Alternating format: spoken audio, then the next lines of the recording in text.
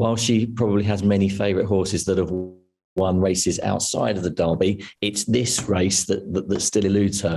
I think something about the Jubilee that's so moving is how much of it is about thanking Her Majesty for her service. Is there a lot of pressure to, get things exactly right for her? I mean, are you a bit nervous?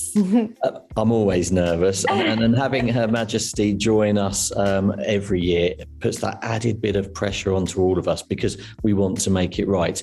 And this year is without exception. We want to make sure that she has a great time, but equally, we want to make sure that all of our spectators have a good time. So whether you're in and around the Royal Box, whether you're having some hospitality, or whether you're out on the hill with your friends and family enjoying a picnic, that pressure is the same throughout. We want everyone to go home thinking, what a great day. We've had a couple of winners or more, and we've gone home safe and sound, and we're going to book for next year. So yeah, whether you're the Queen or whether you're friends and family, really important that we give everyone a cracking day. Definitely. From a logistical standpoint, what is the most challenging part of the actual day? What is the most difficult point from the day? Probably making sure that everyone arrives in good time for the first race that kicks off at 2:00. And so that everyone has arrived, has been fed, has been watered, has got their position in and around the race course, ready to welcome the horses out for race one. And then, hopefully pick some winners during the afternoon. So making sure that everyone arrives, gets set, gets ready, and that big cheer and that big roar when the first race goes off is really something quite special. Definitely. That's so exciting. That must be such an amazing moment. Have you had any personal interactions with the Queen, as she attends every year? So I have been really fortunate enough, actually, yes, to for the last 7 years, bar the 2 that we sadly lost, I have been in the receiving line to meet Her Majesty. And it's definitely one to tell the grandkids, isn't it, that you met this lovely lady and this so welcoming and smiling lady to the racecourse. So, I have met her. It's been my, 30 seconds or minute of fame, but just so special. Whether it happens this year or not, I don't know yet. But I certainly have before. I love it. Did she have a favorite horse over the years?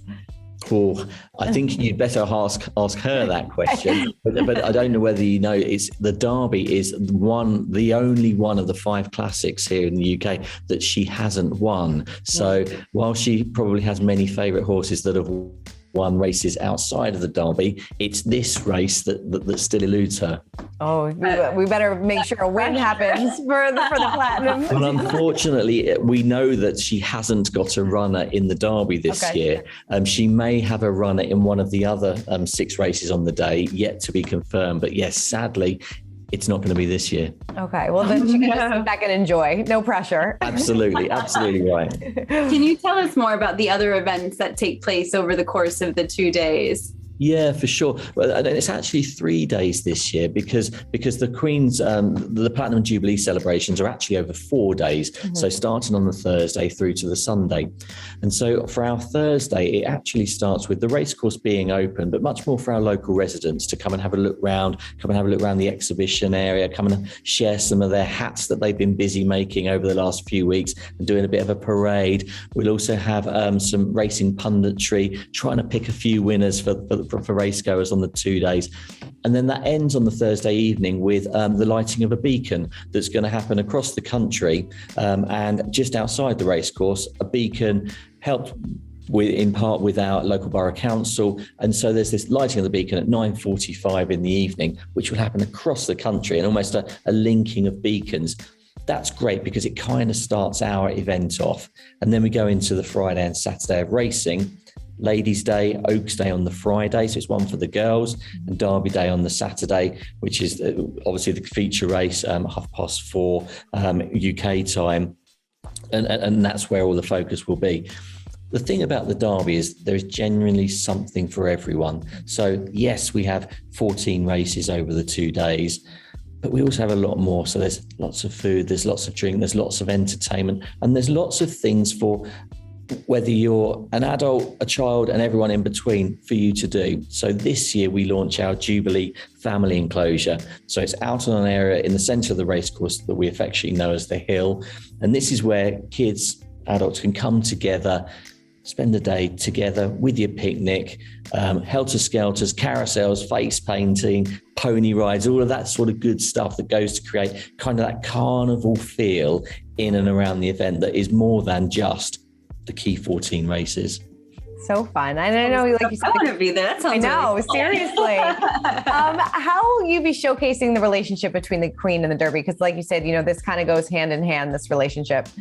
No, it really does. And I think, as I said before, this is our real opportunity to say thank you. Mm-hmm. So we are so fortunate that she does choose to come to the Derby, and this year is no exception. So with the introduction of flag bearers, with the introduction of the racing charities area, with bringing some of her ex-jockeys back to play. And the other thing is, back a few years ago, I think it was her 90th birthday, we renamed the Coronation Cup for Her Majesty. We're not doing that this year. We're doing something we feel is even more special. I'm sat in the Queen stand, which is 30 years old this year, but we're actually going to rename it in her honour. So it will become the Queen Elizabeth II stand, and hopefully she'll really appreciate that, and it will live for a long time coming. Love that. I love that. I feel like all these Jubilee things, like these honors, and again, like thanking her, it makes me really emotional. I know that's funny. How do you hope that she feels after Derby Day? Well, if I knew that she did have a runner in the Derby, I was going to say I hope she would feel elated and she'd seen her horse come home with success. I actually feel that I really want her to just come and enjoy her day out. Mm-hmm. We know that she loves her racing. We know that she loves spending time with friends and family. So I really want her to come enjoy a good day out. Maybe she'll pick a winner or two as well and be able to enjoy that success. Definitely. Simon, any bets on what color she's wearing?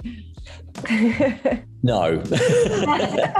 I will try my best to match her tie, my tie with her, but I don't think I've ever managed it yet. So no, I think we need to wait and see what she comes with. Yeah. Is there a strict dress code? Because I know that you have like a style awards too, right?